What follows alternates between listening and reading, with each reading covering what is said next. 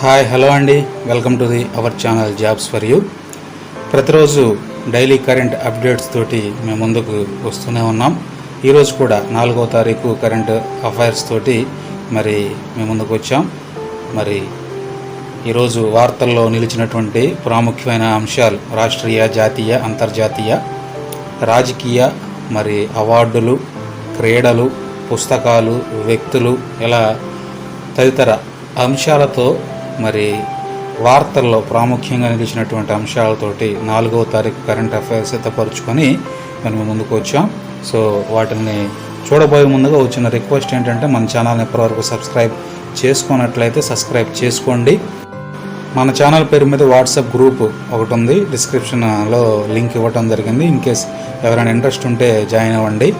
ఈ కరెంట్ అఫైర్కి సంబంధించినటువంటి PDF format ఆ అప్డేట్ అయిపోయిన తర్వాత, యూట్యూబ్లో అప్డేట్ చేసిన తర్వాత ఒక 2-3 గంటల్లో మీకు అవైలబుల్లోకి తీసుకొని వస్తాను. సో మీరు దాన్ని అవసరమైనటువంటి వాళ్ళు డౌన్లోడ్ చేసుకొని ప్రిపేర్ అవ్వచ్చు. సో ఇక లేట్ చేయకుండా మనం డైలీ కరెంట్ అఫైర్స్ అప్డేట్లోనికి వెళ్ళిపోదాం. సో ఇది ఫ్రెండ్స్ ఈరోజు కరెంట్ అఫైర్స్కి సంబంధించినటువంటి పీడిఎఫ్.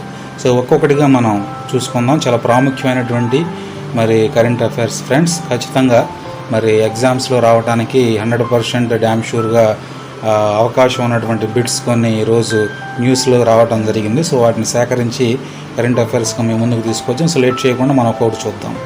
చంద్రుడి నుండి శాంపిల్స్ సేకరించినటువంటి 3వ దేశంగా రికార్డుకి ఎక్కినటువంటి దేశం ఏది? చంద్రుడిపైకి వ్యోమ నౌకను పంపి చంద్రుడి ఉపరితలం అంత మాత్రమే కాదు, 2 మీటర్ల లోతులో కూడా చంద్రుడి యొక్క మట్టి యొక్క శాంపిల్స్ని సేకరించినటువంటి 3వ దేశంగా రికార్డుకి ఎక్కినటువంటి దేశం ఏది? ఆప్షన్స్ చూస్తే option A America, option B Russia, option C China, option D Bharat, India. So answer వచ్చేసి ఆప్షన్ సి చైనా అండి. సో చైనా నిన్నటి దినాన చాంగ్ 5 అనేటువంటి వ్యోమనౌకను సక్సెస్ఫుల్గా చంద్రుడి మీదకి ల్యాండ్ చేయడం జరిగింది. సో అది చంద్రుడి మీద అటు ఇటు తిరుగుతూ ఫోటోలు, నమూనాలు సేకరిస్తూ మట్టిని కూడా సేకరించింది. ఉపరితలం మీద అదేవిధంగా 2 మీటర్ల లోతులో నుంచి కూడా చంద్రుడి మీద హోల్ వేసి 2 మీటర్ల లోతులో నుంచి కూడా మట్టి సేకరిస్తుంది. దాదాపు 2 కేజీల వరకు మట్టి సేకరించినట్లుగా చైనా వర్గాలు తెలియజేస్తూ ఉన్నాయి. సో అలా మట్టి సేకరించి, అలా నమూనాలు సేకరించినటువంటి 3వ దేశంగా రికార్డుకి ఎక్కింది చైనా. సో మొదటి 2 దేశాల్లో ఏమున్నాయంటే, మొదటి 2 దేశాలు అమెరికా మరియు 2వ స్థానంలో రష్యా ఉంది. సో దాని తర్వాత చైనానే వచ్చింది. యాక్చువల్గా భారత్ ఉండాల్సింది, అయితే చంద్రుడి మీదకి విక్రాంత్ అది కొంత ఫెయిల్ అవ్వటం వల్ల రష్యాకి ఆ స్థానం ఇప్పుడు దక్కినట్లుగా చెప్పుకోవచ్చు. సో ఏది ఏమైనా కానీ శాంపిల్స్ సేకరించిన 3వ దేశం చైనా. సో నెక్స్ట్ ప్రశ్న మనం చూద్దాం.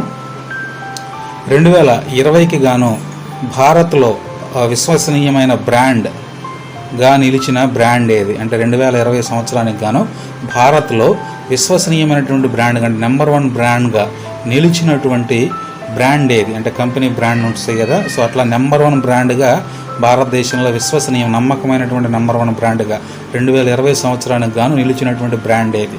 సో ఆప్షన్స్ చూద్దాం. Option A Dell, option B Xiaomi mobiles, option C Samsung mobiles, option D Maruti Suzuki. So answer is goes to option A Dell. Dell మనకు తెలుసు కదా, ల్యాప్టాప్స్ సప్లై చేస్తుంది. సో ఆ Dell company విశ్వసనీయమైనటువంటి బ్రాండ్, నెంబర్ 1 బ్రాండ్గా 2020కి గాను భారత్లో నిలిచింది. సో దాని తర్వాత స్థానాల్లో 2వ స్థానంలో షావోమి మొబైల్స్ ఉంది, 3వ స్థానంలో శాంసంగ్ మొబైల్స్ ఉంది. సో ఇవన్నీ కూడా అంతర్జాతీయ సంస్థలు. అయితే భారతదేశానికి చెందినటువంటి మారుతి సుజుకి 8వ స్థానాన్ని కైవసం చేసుకుంది. సో నెక్స్ట్ క్వశ్చన్ మనం చూద్దాం. ఫార్చ్యూన్ 500 జాబితాలో 2020కి గాను దేశంలో అగ్రస్థానంలో నిలిచినటువంటి సంస్థ. సో ఫార్చ్యూన్ వాళ్ళు ప్రతి సంవత్సరం కూడా జాబితా రిలీజ్ చేస్తారు. 500 మెంబర్స్ తోటి ఒక జాబితాను రిలీజ్ చేస్తారు. అంటే దేశంలోనే అగ్రస్థానంలో ఉన్నటువంటి సంస్థలను దృష్టిలో ఉంచుకొని ఈ జాబితాను రిలీజ్ చేస్తారు. సో 2020 సంవత్సరం అంటే డిసెంబరు మనం జర్నీ అవుతున్నాం కదండి. సో డిసెంబర్లో ఏంటంటే ఈ రెండింగ్కి వచ్చేటువంటి ప్రముఖ పాయింట్లన్నీ కూడా డిసెంబర్లో రేజ్ అవుతూ ఉంటాయి. సో ఖచ్చితంగా దీని గురించి 2 బిట్లు అన్ని కాంపిటేటివ్ ఎగ్జామ్స్లో అడగటానికి చాలా వరకు ఛాన్స్ ఉంది. సో డిసెంబర్లో వచ్చేటువంటి కరెంట్ అఫైర్స్ చాలా ఇంపార్టెంట్గా మనం గుర్తుపెట్టుకోవాలి. ప్రాముఖ్యంగా ఇట్లాంటివి సో ఫార్చ్యూన్ 500 జాబితాలో 2020 దేశంగా అగ్రస్థానంలో అంటే మొదటి స్థానంలో నిలిచినటువంటి సంస్థ ఏదంటే ఆన్సర్ ఏ రిలయన్స్ ఇండస్ట్రీస్. రిలయన్స్ ఇండస్ట్రీస్ మొదటి స్థానంలో నిలిచింది. ఇండియన్ ఆయిల్ కార్పొరేషన్ 2వ స్థానంలో, oil and natural gas corporation 3వ స్థానంలో, స్టేట్ బ్యాంక్ ఆఫ్ ఇండియా ఇది 4వ స్థానంలో నిలిచింది. సో నెక్స్ట్ ప్రశ్న మనం వెళ్తే శాస్త్ర పరిశోధన రంగాల్లో చేసిన కృషికి గాను దేశ ఐటీ దిగ్గజం ఇన్ఫోసిస్ సంస్థ అందించే ఇన్ఫోసిస్ సైన్స్ 2020 అవార్డులకు ఎవరెవరు ఎంపికయ్యారు. సో ఇన్ఫోసిస్ అనేటువంటి సంస్థ శాస్త్ర పరిశోధన రంగాల్లో చేసిన కృషికి గాను మరి ప్రతి సంవత్సరం కూడా అవార్డులను ప్రకటించడం జరుగుతుంది. సో దాదాపు కోటి రూపాయలు మరి మనీ ఇవ్వడం జరుగుతుంది. 1,07,00,000 అట్లాగా మనీ ఇవ్వడం జరుగుతుంది. సో ఆ అవార్డులకి 2020 సంవత్సరానికి గాను మరి ఎంపికైనటువంటి వారు ఎవరెవరు. సో ఆప్షన్స్ చూస్తే doctor Rajan Shankar Narayan and professor Haribalakrishnan. Option B doctor Shankar Mahadevan మరియు doctor Sundar Rajan. Option C doctor Sundar Rajan మరియు doctor Sundar Rajan Shankar Narayan. So option D Ramesh Pandian and మరియు professor Haribalakrishnan. So answer is goes to option A doctor Rajan Shankar Narayan మరియు ప్రొఫెసర్ హరిబాల కృష్ణన్. వీళ్ళిద్దరూ కూడా మరి ఒకరు జీవశాస్త్రంలో శాస్త్ర పరిశోధన రంగంలో జీవశాస్త్ర పరిశోధన రంగంలో నిపుణులు, మరి మరొకళ్ళు ఐటీ రంగానికి సంబంధించినటువంటి నిపుణులు అండి. వీళ్ళిద్దరూ కూడా సో శాస్త్రవేత్తలు. వీరికి ఇన్ఫోసిస్ సంస్థ 2020 అవార్డులకి వీరు ఎంపికయ్యారు. సో నెక్స్ట్ ప్రశ్న మనం చూద్దాం. ప్రపంచంలో బియ్యానికి వరుసగా అతిపెద్ద ఎగుమతిదారుడు మరియు అతిపెద్ద దిగుమతిదారుడు ఎవరు. సో వరుసగా అంటే ఫస్ట్ ఎగుమతిదారుడు అని ఆన్సర్స్లో, రెండవది దిగుమతిదారుడు అని అర్థం అనమాట. సో ప్రపంచంలో బియ్యానికి అతిపెద్ద ఎగుమతిదారుడు ఎవరు, అతిపెద్ద దిగుమతిదారుడు బియ్యానికి ఎవరు అనేటువంటి ప్రశ్న. సో ఆన్సర్ చూస్తే option A Bharat and China, option B Bharat and Britain, option C China and Britain, option B Britain and Brazil. So answer is goes to option A Bharat and Britain. ప్రపంచంలో అతిపెద్ద ఎగుమతిదారుడు బియ్యానికి సంబంధించి భారతదేశానికి భారతదేశాన్ని అన్నపూర్ణ అని కూడా పిలుస్తుంటారు. సో అతిపెద్ద దిగుమతిదారుడు మనం చూసుకుంటే చైనా అతిపెద్ద దిగుమతిదారుడు. అయితే రీసెంట్గా నిన్నే మరి భారత్ నుంచి దాదాపు 30 ఏళ్ల తర్వాత, ఇంతకుముందు 30 ఏళ్లకు ముందు ఇవి లావాదేవీలు జరిపేది. అయితే 30 ఏళ్ల కాలక్రమంలో కొన్ని ఇబ్బందుల వల్ల మరి పర్చేజ్ చేయట్లేదు. అయితే ఇప్పుడు ఉన్నటువంటి పరిస్థితులను బట్టి తప్పక 30 సంవత్సరాల తరువాత మరి నిన్నటి దినాన భారతదేశం నుంచి బియ్యాన్ని కొనుగోలు చేసింది చైనా. సో దాదాపు 40 టన్నుల బియ్యాన్ని కొనుగోలు చేసిందండి. సో అతిపెద్ద ఎగుమతిదారుడు బియ్యానికి సంబంధించి భారత్, అదేవిధంగా ప్రపంచంలో అతిపెద్ద దిగుమతిదారుడు బియ్యానికి చైనా. సో నెక్స్ట్ ప్రశ్న మనం చూద్దాం. ధ్వని వేగం కన్నా 16 రెట్లు వేగంతో ప్రయాణించగల సోరం జెట్ అనే హైపర్సోనిక్ జెట్ ఇంజన్ను ఏ దేశం తయారు చేసి ఇటీవల విజయవంతంగా పరీక్షించింది. ధ్వని వేగం కన్నా 16 రెట్లు వేగంతో. అయితే మనం చూసుకుంటే మనకి సైన్స్ ప్రకారం చూసుకుంటే అన్నిటికంటే వేగంగా ప్రయాణించగలిగేది కాంతి, ఆ తర్వాత ధ్వని. మనకందరికీ తెలుసు ధ్వని దాదాపు ఒక సెకండ్కి వచ్చి 976 కిలోమీటర్లు ప్రయాణించగలదు. అయితే దానికంటే కూడా 16 రెట్లు వేగంతో ప్రయాణించగల సోరం జెట్ అనే హైపర్సోనిక్ జెట్ ఇంజన్ను మరి ఒక దేశం తయారు చేసింది. అయితే దాన్ని ఇటీవల అంటే నిన్నటిదైనా పరీక్షించింది కూడా, అది విజయవంతం కూడా అయినట్లుగా ప్రకటించింది. సో ఆ దేశాలు ఏంటి మనం చూస్తే option A Japan, option B Germany, option C China, option D Britain. So answer is goes to option C చైనానే మరి ఈ సోరం జెట్ అనేటువంటి హైపర్సోనిక్ జెట్ ఇంజన్ని తయారు చేసింది. ఇది ధ్వని వేగం కన్నా 16 రెట్లు వేగంతో ప్రయాణించగలదు. సో నెక్స్ట్ ప్రశ్న మనం చూస్తే ఐక్యరాజ్య సమితి జనరల్ అసెంబ్లీ అంతర్జాతీయ బ్యాంకుల దినోత్సవాన్ని ఎప్పుడు జరుపుకుంటుంది. ఐక్యరాజ్య సమితి జనరల్ అసెంబ్లీ అంతర్జాతీయ బ్యాంక్ ఐక్యరాజ్య సమితి జనరల్ అసెంబ్లీ అంతర్జాతీయ బ్యాంక్ దినోత్సవాన్ని ఎప్పుడు జరుపుకుంటుంది. సో ఆన్సర్ ఇప్పటికి అర్థమైపోతుంది. ఈరోజు ప్రధానంగా జరుపుకునేటువంటి అంశాల్లో ఇది ఒక ప్రశ్నగా ఇక్కడ నమోదు చేయడం జరిగింది. సో ఆన్సర్ December 4th జరుపుకుంటుంది. సో ప్రతిరోజుకి ఒక ప్రాముఖ్యత ఉంటుంది. ఆ రోజున ఎక్కడో ఏదో ఒకటి జరుగుతూ ఉంటుంది జ్ఞాపకం చేసుకోవడానికి. సో దానికి సంబంధించినటువంటి బిట్లు మనం ఖచ్చితంగా సేకరించి పెట్టుకోవాలి. ఎందుకంటే దీనికి సంబంధించి మస్ట్ అండ్ షుడ్గా ఒక బిట్ వస్తుంది కాబట్టి. సో భారతదేశంలో ఉత్తమ పోలీస్ స్టేషన్గా ఎంపికైన మొదటి పోలీస్ స్టేషన్ ఏది? మరి కేంద్ర ప్రభుత్వం భారతదేశంలో ఉత్తమ పోలీస్ స్టేషన్ల జాబితా రిలీజ్ చేసింది. సో భారతదేశంలో ఉత్తమ పోలీస్ స్టేషన్గా ఎంపికై మొదటి స్థానంలో నిలిచినటువంటి స్టేషన్ ఏది?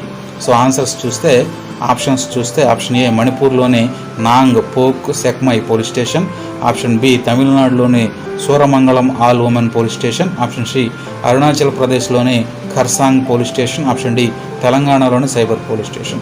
So answer is goes to option A మణిపూర్లోని Nongpok Sekmai police station మరి దేశంలోనే ఉత్తమ పోలీస్ స్టేషన్గా మొదటి స్థానంలో నిలిచింది.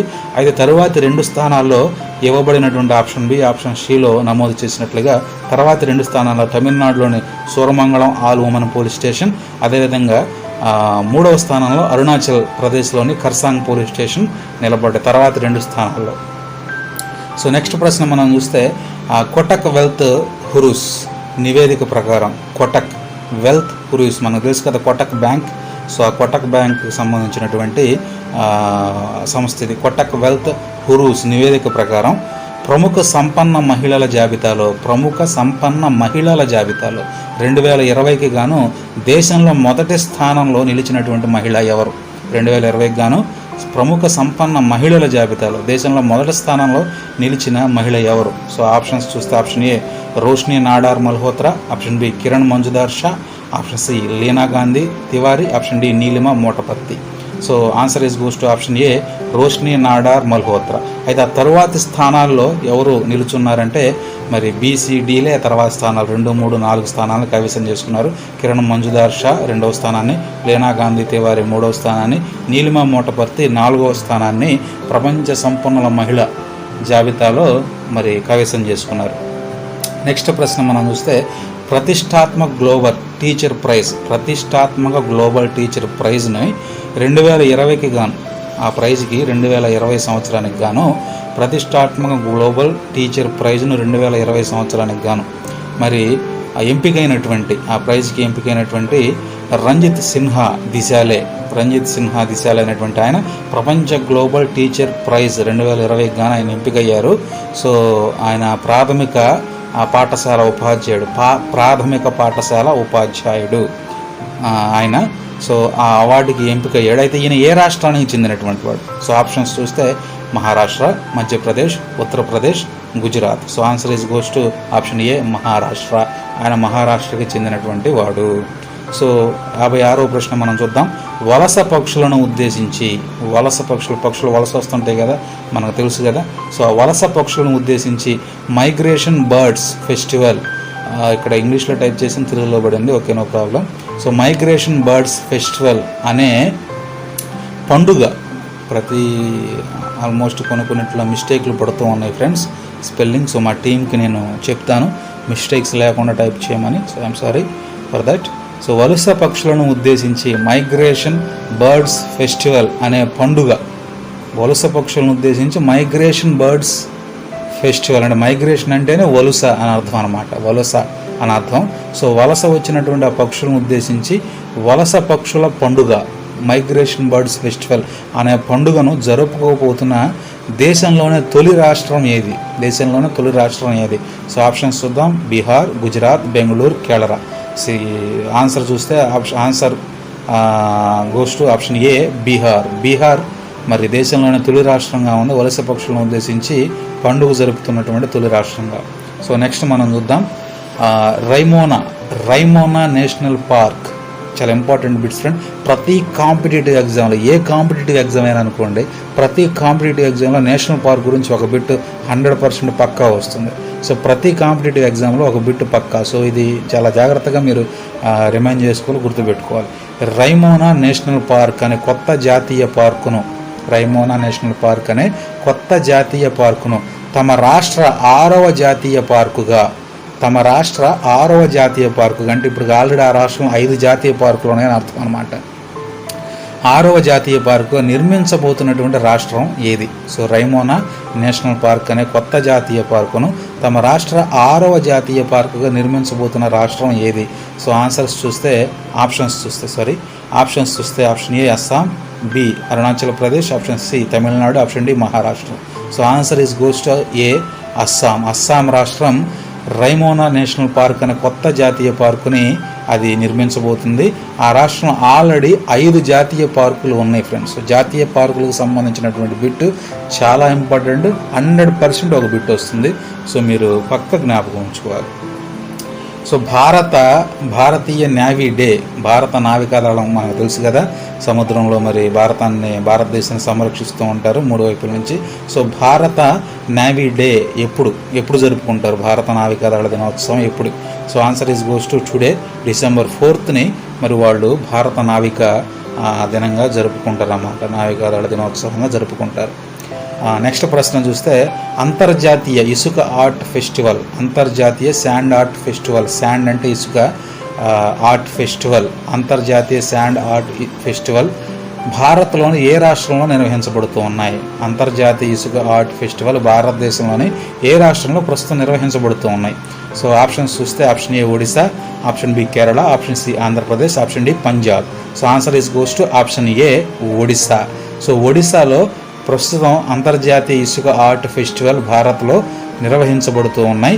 సో ఇది 5వ తారీఖు వరకు, అంటే రేపటి వరకు కూడా ఈ ఫెస్టివల్ జరుగుతుంది. సో నెక్స్ట్ ప్రశ్న చూద్దాం. I think this is the last question today. Okay, last question 60వ ప్రశ్న మనం చూద్దాం. కేంద్ర సమాచార శాఖ సహాయ మంత్రి సంజయ్ ధోత్రే, కేంద్ర సమాచార శాఖ సహాయ మంత్రి సంజయ్ ధోత్రే 5 స్టార్ గ్రామ పోస్టల్ పథకాన్ని, 5 స్టార్ గ్రామ పోస్టల్ పథకాన్ని గుర్తుపెట్టుకోండి ఫ్రెండ్స్, వెరీ ఇంపార్టెంట్. 5 స్టార్ గ్రామ పోస్టల్ పథకాన్ని ఏ రాష్ట్రంలో ఇటీవల ప్రారంభించారు? ఏ రాష్ట్రంలో ఇటీవల అంటే నిన్నే ప్రారంభించారు ఫ్రెండ్స్. సో ఆ రాష్ట్రం పేరేంటి? ఆప్షన్స్ చూద్దాం. Uttarakhand, Nagaland, Bhopal, Chhattisgarh. So answer is goes to option A Uttarakhand. So ఉత్తరాఖండ్లో 5 స్టార్ గ్రామ పోస్టల్ పథకాన్ని ప్రారంభించారు మరి కేంద్ర సమాచార సహాయ మంత్రి సంజయ్ ధోత్రే గారు. సో ఇవి ఫ్రెండ్స్ ఈరోజు కరెంట్ అఫైర్స్. వరుసగా నేను ఫస్ట్ డేట్ నుంచి December 1 నుంచి సీరియల్ నెంబర్ నేను కంటిన్యూ చేస్తూ ఉన్నాను ఫ్రెండ్స్. 1, 2, 3 అట్లాగా. ఈరోజు 4వ తారీఖు 60 బిట్లు. ఎందుకు ఇలాగంటే మరి మంత్ ఎండింగ్లో December 31న వీటన్నిటిని కూడా, అంటే 31 రోజులకి సంబంధించినటువంటి కరెంట్ అఫైర్స్ అన్నింటినీ కూడా సింగిల్ ఫైల్లో మీకు అందించాలన్నటువంటి ఉద్దేశంలో కన్ఫ్యూజన్ కాకుండా ఉండటం కోసం ఈ విధంగా మీకు డౌన్లోడ్ చేసుకుని ఒకేసారి చూసుకోవడానికి ఈజీగా ఉంటుందని ఈ విధంగా కంటిన్యూషన్ నెంబర్ను నేను ఫాలో అవుతున్నాను. So don't misunderstand me. So in case ఆ కరెంట్ అఫైర్స్ని ఎక్స్ప్లెయిన్ చేయడంలో మీకు ఇంకేదన్నా ఇబ్బంది కలుగుతున్నట్లయితే మా వల్ల మీరు తెలియచేయండి. ఎటువంటి అభ్యంతరం లేకుండా తెలియచేయండి, మేము సరి చేసుకోవడానికి మేము సిద్ధంగా ఉన్నాం. సో ఇవి ఫ్రెండ్స్ ఈరోజు కరెంట్ అఫైర్స్, చాలా ఇంపార్టెంట్ కరెంట్ అఫైర్స్ ఇవి. సో అందరూ మిస్ చేయకుండా చూడండి. సో ఇవి ఫ్రెండ్స్, మరి మన ఛానల్ని మరి సబ్స్క్రైబ్ చేసుకోండి, లైక్ చేయండి, షేర్ చేయండి. కోచింగ్లో తీసుకున్నటువంటి విద్యార్థులకి మరి మా ఛానల్ లింక్ని మీరు షేర్ చేయండి ప్లీజ్. సో అది ఎంతగానో హెల్ప్ అవుతుంది, వారికి హెల్ప్ అవుతుంది, మాకు హెల్ప్ అవుతుంది, అనేకులను రీచ్ అవ్వడానికి. సో మేము ఎందు నిమిత్తం అయితే ఉచితంగా ఇవి అందించాలని స్టార్ట్ చేసామో అది సఫలమవుతుంది friends. Please support us, please subscribe and like and share us. Thank you friends, thanks for watching.